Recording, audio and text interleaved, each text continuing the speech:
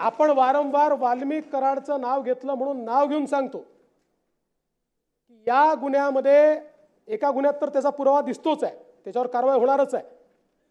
पण याही गुन्ह्यामध्ये जर वाल्मिक कराड बद्दलचे पुरावे असतील तर तो कोण आहे, कुठल्या पक्षाचा आहे, कोणाकोणासोबत फोटो आहे, सगळ्यांसोबतच आहे, आमच्यासोबत आहे, यांच्यासोबत आहे, पवार साहेबांसोबत आहे, सगळ्यांसोबत आहे, कोणासोबत फोटो आहे याचा विचार न करता कारवाई केली जाईल। कारण मी काल देखील बोललो, ज्या प्रकारे बीड जिल्ह्यामध्ये अराजकाचं राज्य तयार करण्याचा प्रयत्न होतोय आणि विशेषतः काही सदस्यांनी सांगितलं, सुरेश अण्णांनी देखील सांगितलं, कोणावर 307 लावायच्या, कोणावर वेगवेगळ्या केसेस लावायच्या,